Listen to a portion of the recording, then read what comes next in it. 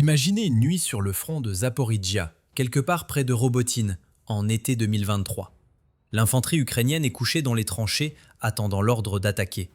Soudain, de l'obscurité émerge la silhouette d'un char qui fonce à travers le champ à 50 km/h sans aucune lumière. L'équipage voit tout comme en plein jour, tandis que les positions russes sont plongées dans l'obscurité absolue. Le viseur thermique détecte une cible à 4 km de distance. Le système de contrôle de tir calcule en une fraction de seconde les corrections pour le vent, la température et l'inclinaison du terrain. Et un instant plus tard, l'obus quitte le canon et frappe exactement là où il devait. Le poste d'observation russe cesse d'exister avant que son équipage n'ait eu le temps de comprendre ce qui se passait. Ce n'est pas un Léopard, ce n'est pas un Abrams, ce n'est même aucun char occidental au sens classique du terme. C'est le polonais PT-91 Twardy. Une machine dont on se moquait encore il y a quelques années sur les forums internet, l'appelant une blague obsolète de l'époque de la guerre froide. Lorsque la Pologne a annoncé qu'elle transférerait ses chars PT-91 à l'Ukraine, la réaction de la communauté internationale des experts était pour le moins sceptique. Sur les forums militaires occidentaux, des commentaires pleins d'ironie et de pitié sont apparus. On écrivait que les Polonais envoyaient au front une pièce de musée, de la ferraille soviétique dans un emballage polonais. Une machine qui ne survivrait même pas au premier affrontement avec un adversaire moderne. Les critiques soulignaient l'origine de la plateforme du T-72, qui selon eux était déjà obsolète depuis longtemps et ne convenait pas au champ de bataille contemporain. On disait qu'Irawa était une protection provisoire, que le système de contrôle de tir Drawa était une copie des solutions occidentales sans véritable compréhension de la technologie, que toute la construction était une tentative désespérée de la Pologne de prétendre qu'elle avait sa propre industrie de défense.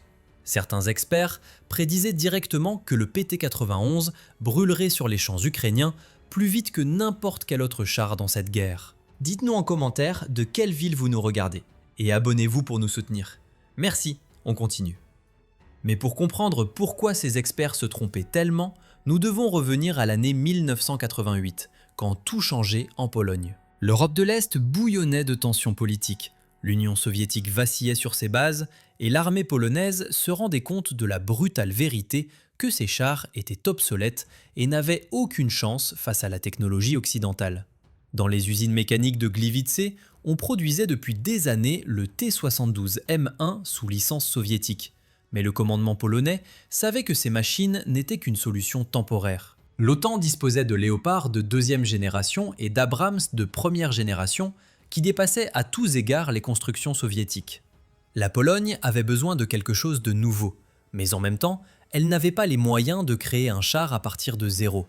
C'est précisément à ce moment qu'est né le projet qui allait changer l'industrie de défense polonaise pour toujours. L'Institut militaire de technique blindée et automobile, avec le Centre de recherche et développement des équipements mécaniques, a commencé à travailler sur un programme de modernisation profonde du T-72M1. L'objectif était clair et ambitieux à la fois, bien que réalisé dans des conditions d'extrême incertitude politique et économique. Les ingénieurs polonais devaient créer un char qui conserverait la plateforme éprouvée du prototype soviétique, mais recevrait des systèmes de protection complètement nouveaux, un système de contrôle de tir complètement nouveau et une mobilité considérablement améliorée. Le projet était réalisé dans une atmosphère de changement politique fiévreux.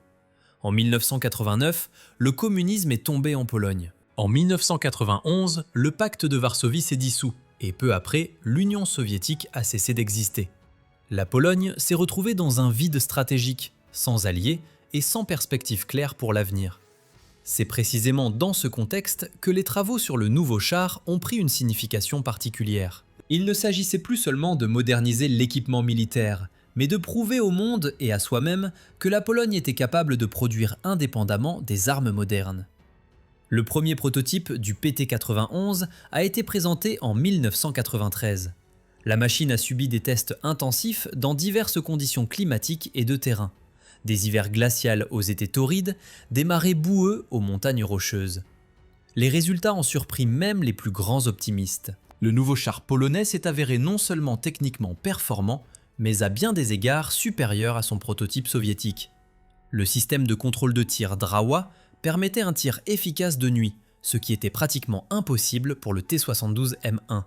Le blindage réactif Erawa assurait une protection à un niveau inaccessible pour la construction originale. En 1995, le char est entré en production en série. La Pologne se trouvait alors au seuil de l'adhésion à l'OTAN et avait désespérément besoin d'une preuve qu'elle était un partenaire militaire crédible. Le PT-91 est devenu précisément cette preuve, le premier char de combat principal polonais conçu et produit dans des conditions de pleine souveraineté. Le nom Twardy n'était pas accidentel, car il devait symboliser à la fois la résistance de la machine elle-même et la détermination de l'industrie d'armement polonaise.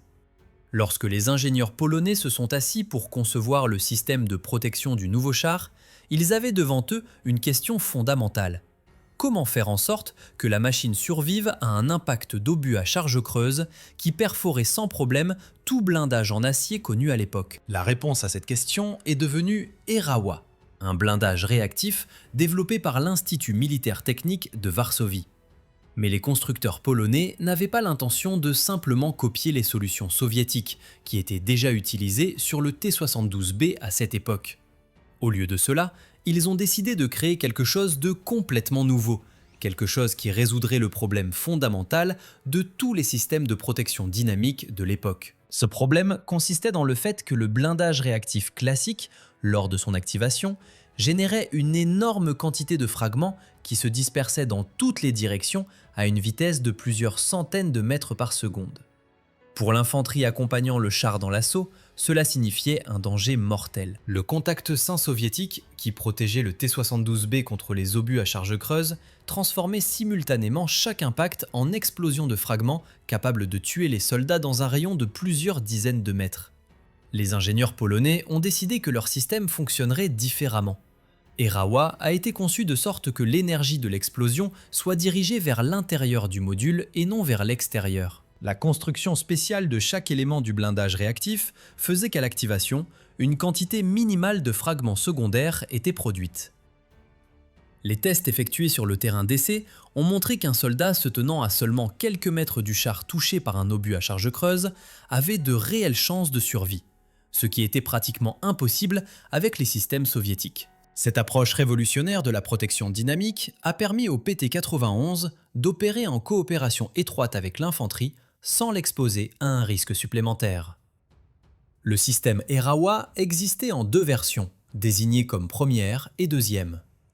La première version assurait une protection contre les obus à charge creuse, réduisant leur efficacité d'environ 70%. La deuxième version, beaucoup plus avancée, protégeait en plus contre les obus à flèches, réduisant leur capacité de pénétration d'environ 30%. Les modules de blindage réactif couvraient la partie avant de la coque et de la tourelle sur une surface de 9 mètres carrés, créant une protection presque étanche aux endroits les plus menacés. L'équivalent de protection en projection frontale allait de 550 à 650 mm d'acier contre les obus à flèches et même jusqu'à 900 mm contre les obus à charge creuse. Mais le blindage réactif n'était que la première ligne de défense. Les constructeurs polonais étaient parfaitement conscients que les missiles anti-chars modernes étaient souvent guidés par laser, ce qui signifiait que le char pouvait être détruit avant que l'équipage n'ait le temps de réagir à la menace. C'est pourquoi le PT-91 a reçu un système de détection d'irradiation laser nommé Obra 3, qui devait donner à l'équipage de précieuses secondes d'avance. Le système utilisait des capteurs optiques montés autour de la tourelle, qui détectaient l'illumination laser de 300 à 500 mètres de distance. Dès qu'un télémètre laser ennemi tentait de mesurer la distance jusqu'au char, Obra 3 activait immédiatement l'alarme dans l'habitacle et lançait automatiquement des pots fumigènes, créant un écran protecteur. L'équipage avait alors quelques secondes critiques pour manœuvrer, se mettre à couvert ou riposter avant que le missile n'atteigne sa cible. Ce système simple mais efficace transformait le char d'une cible passive en un adversaire capable de détecter et de contrer la menace avant qu'elle ne devienne fatale. Le cœur de la capacité offensive du PT-91 était le système de contrôle de tir Drawa, développé par le Centre de recherche et développement des équipements mécaniques. Ce système intégrait une caméra thermique française, SAGEM, qui permettait de détecter des cibles à plusieurs kilomètres de distance dans l'obscurité totale. Un ordinateur balistique calculait automatiquement toutes les corrections nécessaires pour le vent, la température de l'air, l'usure du canon et le mouvement du char et de la cible. La stabilisation à deux axes du canon permettait de tirer avec précision, même en mouvement à travers un terrain accidenté. Ce qui était pratiquement impossible pour le T-72 M1 original devint la norme pour le Twardy. Engager et détruire des cibles en mouvement pendant la nuit à des distances dépassant 2000 mètres. La propulsion a également été modernisée avec l'installation du moteur diesel S-12U développé en Pologne, basé sur le moteur soviétique, mais avec des améliorations significatives en termes de fiabilité et de facilité d'entretien. Ce moteur de 700 chevaux permettait au char de 46 tonnes d'atteindre une vitesse maximale de 70 km/h sur route et de maintenir une mobilité décente même sur terrain difficile. La reconnaissance internationale du PT-91 est arrivée de manière inattendue en 2007, lorsque la Malaisie a commandé 48 machines dans une version modifiée appelée PT-91M. Ce contrat a prouvé que le char polonais pouvait rivaliser sur le marché mondial avec des designs beaucoup plus coûteux. Les Malaisiens ont été particulièrement impressionnés par la combinaison d'un prix raisonnable et de capacités de combat nocturnes supérieures, essentielles pour les opérations dans un climat tropical avec une végétation dense. L'armée polonaise elle-même a reçu au total 233 exemplaires du Twardy dans diverses configurations, y compris des versions de commandement et des véhicules de dépannage blindés. Pendant près de 3 décennies, ces machines ont constitué l'épine dorsale des forces blindées polonaises, servant dans des unités réparties à travers tout le pays. Les équipages polonais ont accumulé des dizaines de milliers d'heures d'entraînement sur ces chars, développant des tactiques spécifiques qui exploitaient leurs points forts tout en minimisant leurs faiblesses. Mais au début des années 2020, alors que la Pologne commençait à recevoir des Abrams américains et préparait l'acquisition de K2 coréens, le destin du Twardy semblait scellé. Les experts militaires occidentaux considéraient ces machines comme des reliques d'une époque révolue, inadaptées aux exigences du champ de bataille moderne, dominé par les drones, les missiles guidés avec précision et les systèmes de guerre électroniques sophistiqués. Puis vint le 24 février 2022. L'invasion russe de l'Ukraine a bouleversé toutes les certitudes sur la guerre moderne.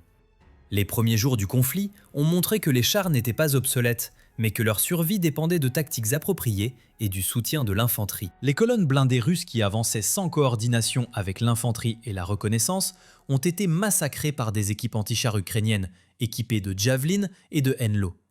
Les images de T-72 et T-80 russes détruits se sont répandues sur Internet, alimentant un débat intense sur l'utilité des chars dans la guerre contemporaine. Dans ce contexte, la décision de la Pologne en avril 2022 de transférer ses PT-91 à l'Ukraine a suscité des réactions mitigées. Les analystes militaires occidentaux ont exprimé leurs doutes ouvertement. Sur les forums spécialisés et dans les colonnes des journaux, on pouvait lire que la Pologne se débarrassait simplement de vieux équipements dont elle ne voulait plus. Certains ont même suggéré que c'était une manière cynique de tester la viabilité de plateformes basées sur le T-72 dans des conditions de combat réelles sans risquer du matériel plus moderne. Les commentaires les plus acerbes affirmaient que les équipages ukrainiens recevaient essentiellement des cercueils d'acier qui brûleraient sous le premier tir de missile Kornet ou sous l'attaque du premier drone Lancet. Le Premier ministre, Mateusz Morawiecki, a décrit ces chars comme les premiers véritables chars occidentaux sur le sol ukrainien. Cette déclaration était évidemment discutable, car après tout, le Twardy était basé sur une plateforme soviétique. Mais la signification symbolique de ce geste était difficile à surestimer. Le transport des premières machines s'est déroulé dans une atmosphère de grand secret. Les chars étaient transportés de nuit sur des plateformes ferroviaires spéciales, et leur itinéraire était étroitement gardé contre le renseignement russe. Les équipages ukrainiens avaient auparavant suivi une formation intensive en Pologne, apprenant à utiliser les systèmes Drava et Obra 3, qui différaient considérablement de ce qu'ils connaissaient des machines soviétiques. La formation comprenait également des tactiques de combat nocturnes qui devaient devenir le principal atout des chars polonais au front. Les instructeurs polonais ont insisté particulièrement sur l'utilisation de la caméra thermique SAGEM, expliquant comment exploiter la supériorité en vision nocturne pour compenser les faiblesses du blindage face aux armes anti-chars modernes. Les équipages ukrainiens, dont beaucoup avaient passé des mois à combattre sur des T-64 et T-72 soviétiques usés, ont découvert avec surprise que le Twardy offrait des capacités qu'ils n'avaient jamais eues auparavant. La possibilité de détecter et d'engager des cibles dans l'obscurité totale, à plusieurs kilomètres de distance, semblait presque magique comparé aux viseurs nocturnes primitifs de leurs anciennes machines. À l'automne 2023, la Pologne avait transféré un total de 60 machines PT-91.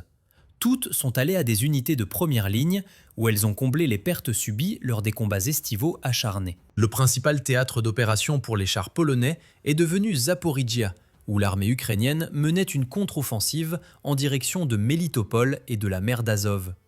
Les PT-91 ont combattu au sein de la 22e et de la 47e brigade mécanisée, côte à côte avec des transporteurs de troupes allemands Marder et des T-72M tchèques.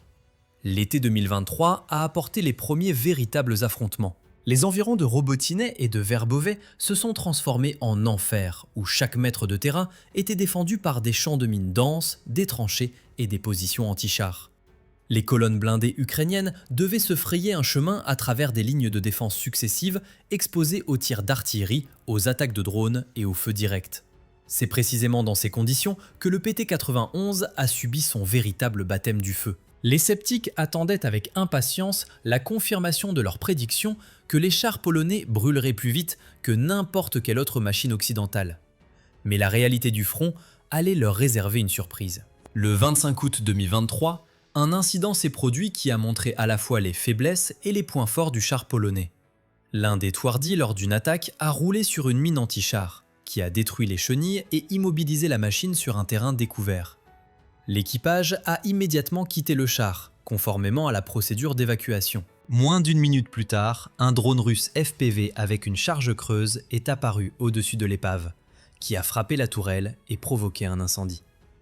Le char a brûlé complètement, mais les 3 membres d'équipage ont survécu sans blessure grave. L'évacuation rapide leur a sauvé la vie. Le 10 octobre de la même année, près de Verbové, un autre PT-91 a été touché par un projectile au sommet de la tourelle, probablement par des munitions en grappe ou un drone ciblé. L'impact a causé de graves dommages aux systèmes internes, mais étonnamment, le char ne s'est pas enflammé. Le chargeur automatique n'a pas explosé, l'équipage a réussi à retirer la machine de la ligne de tir et à évacuer vers un endroit sûr. Le char n'est pas retourné au combat et a été envoyé en réparation à long terme.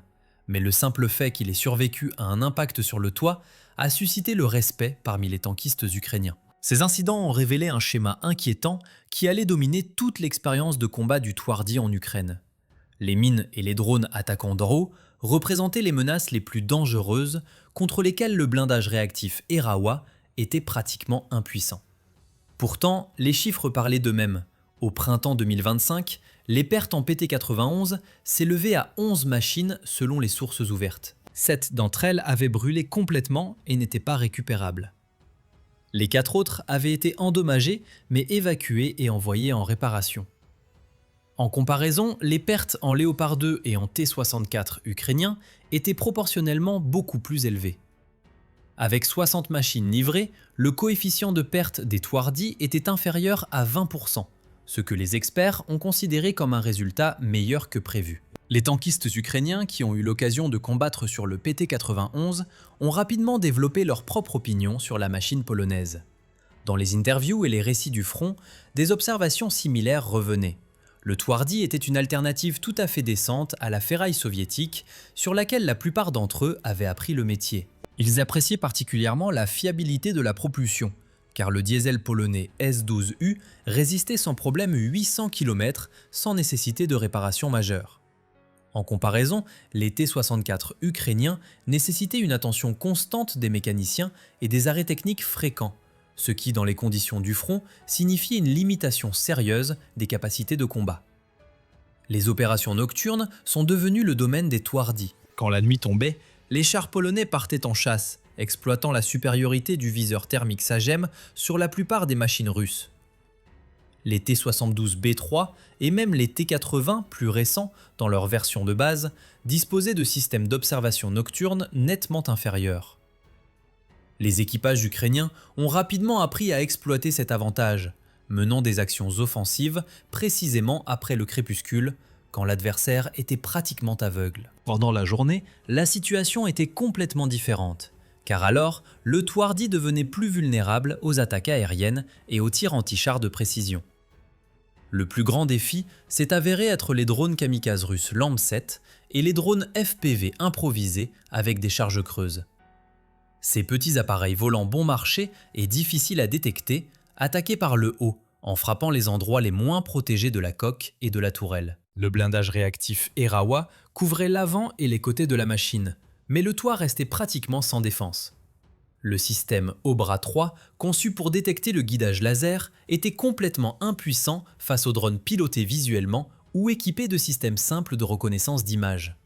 C'était une faiblesse que les constructeurs polonais ne pouvaient pas prévoir dans les années 90. Les ateliers de campagne ukrainiens ont tenté de résoudre ce problème par eux-mêmes. Sur certains Twardy sont apparues des constructions improvisées de barres d'acier et de grillages destinées à arrêter les drones avant qu'ils n'atteignent le blindage. Ces soi-disant cache-copes donnaient une certaine protection, bien que leur efficacité soit limitée et dépendent principalement de l'angle d'impact et du type de charge. D'autres machines ont reçu des plaques de blindage supplémentaires soudées directement sur le toit de la tourelle, ce qui a augmenté la masse, mais aussi les chances de survie à un impact par le haut. Malgré tous les défis, le PT-91 a prouvé qu'il appartenait aux machines capables de combattre et de survivre dans les conditions les plus exigeantes. La situation en mars 2025 indiquait qu'environ 40 Twardy restaient en pleine disponibilité opérationnelle, et 10 autres se trouvaient à divers stades de réparation. La Pologne a déclaré sa disponibilité à compenser les pertes, particulièrement après la réception prévue d'équipements de chars coréens K2 et d'Abrams américains en version CEP-3. Cela signifiait que le Twardy pouvait rester en service ukrainien pendant encore de nombreuses années, continuant à chasser dans l'obscurité là où les autres chars restaient aveugles. L'histoire de ce char est en réalité l'histoire de la détermination polonaise et de l'ingéniosité technique face à des ressources limitées. Un petit pays au milieu de l'Europe, tout juste libéré de la domination soviétique, a réussi à créer une machine de combat qui, 30 ans plus tard, se bat sur la première ligne du plus grand conflit européen depuis des décennies. Les experts qui se moquaient du Twardy et l'appelaient ferraille obsolète ont dû réviser leurs opinions à la lumière des faits du front. Il s'est avéré qu'un système de contrôle de tir bien conçu et une protection dynamique réfléchie pouvaient compenser de nombreuses faiblesses héritées de la plateforme soviétique. Les prédictions selon lesquelles le PT-91 brûlerait plus vite que n'importe quel autre char dans cette guerre se sont révélées complètement fausses. Avec un taux de perte inférieur à 20% après presque 3 ans de combats intensifs, le char polonais a démontré une survie comparable ou supérieure à celle de machines occidentales beaucoup plus coûteuses. Les forums militaires où l'on proclamait que la Pologne envoyait des pièces de musée au front sont devenus silencieux. Les mêmes analystes qui affirmaient que le système Erawa n'était qu'une protection provisoire et que Drawa copiait maladroitement les solutions occidentales ont dû reconnaître que ces systèmes fonctionnaient exactement comme prévu dans les conditions les plus difficiles imaginables. La caméra thermique Sagem qui permettait aux Twardy de dominer les combats nocturnes n'était pas une copie, mais une véritable intégration de technologies occidentales dans une plateforme d'origine soviétique, prouvant que les ingénieurs polonais comprenaient parfaitement ce qu'ils faisaient. Le blindage réactif qui dirigeait l'énergie de l'explosion vers l'intérieur au lieu de tuer l'infanterie amie avec des fragments était une innovation authentique qui résolvait un problème que les concepteurs soviétiques avaient simplement ignoré. Cette approche reflétait une philosophie de conception fondamentalement différente, où la protection de l'infanterie accompagnante était considérée comme aussi importante que la protection du char lui-même. Les témoignages des tankistes ukrainiens ont progressivement changé le récit autour du PT-91. Ce qui avait commencé comme du scepticisme s'est transformé en respect pragmatique. Les équipages appréciaient la fiabilité mécanique dans les conditions où chaque panne signifiait potentiellement la mort. Le moteur diesel S12U, qui fonctionnait 800 km sans réparation majeure, représentait un luxe inimaginable pour ceux qui avaient combattu sur des T-64 nécessitant une maintenance constante. La capacité de voir et d'engager des cibles dans l'obscurité totale à plusieurs kilomètres de distance donnait un avantage tactique réel qui sauvait des vies. Pour ces hommes qui risquaient leur vie chaque jour, le Twardy n'était pas un objet de débat théorique, mais un outil de survie qui fonctionnait quand on en avait besoin. Leurs évaluations brutalement honnêtes, dépourvues de considérations politiques ou commerciales, constituent peut-être le verdict le plus important sur cette machine. Ils l'ont appelé une alternative décente à la ferraille soviétique. Et dans le contexte d'une guerre où les alternatives étaient souvent inexistantes, ce simple compliment valait plus que tous les éloges des brochures marketing. Le PT-91 Tfardi n'est pas un char idéal et ne l'a jamais été. Il possède ses faiblesses, ses limitations, ses problèmes avec la protection contre les menaces aériennes modernes. Le toit de la tourelle reste vulnérable aux drones attaquant d'en haut, une menace que personne ne pouvait anticiper dans les années 90, quand les drones grand public coûtaient des centaines de milliers de dollars et ne pouvaient être déployés que par les armées les plus riches. Le système Obra 3, conçu pour détecter l'illumination laser, ne peut rien faire contre un drone FPV piloté manuellement par un opérateur regardant un flux vidéo en temps réel. Les cages improvisées et les plaques de blindage supplémentaires, soudées par les ateliers de campagne ukrainiens, témoignent de cette vulnérabilité persistante. Mais simultanément, le Twardy a prouvé qu'il pouvait efficacement frapper des cibles, protéger l'équipage et revenir de missions dont d'autres machines ne revenaient pas. Pour les tankistes ukrainiens, il est devenu le chasseur nocturne, la machine qui donne un avantage là où d'autres chars sont impuissants. Pour l'industrie de défense polonaise, il reste le symbole de ce qui peut être accompli quand l'argent manque pour tout créer à partir de zéro, mais que la détermination et l'ingéniosité ne manquent pas. Dans un monde où les programmes de développement de chars modernes coûtent des milliards et prennent des décennies, la Pologne a démontré qu'il était possible de créer une machine capable en modernisant intelligemment ce qui existait déjà. Cette leçon reste pertinente aujourd'hui, alors que de nombreux pays cherchent à moderniser leur flotte blindée avec des budgets limités. Le Tfardy prouve que la modernisation profonde peut produire des résultats comparables à un développement entièrement nouveau pour une fraction du coût, à condition d'être exécuté avec compétence et vision.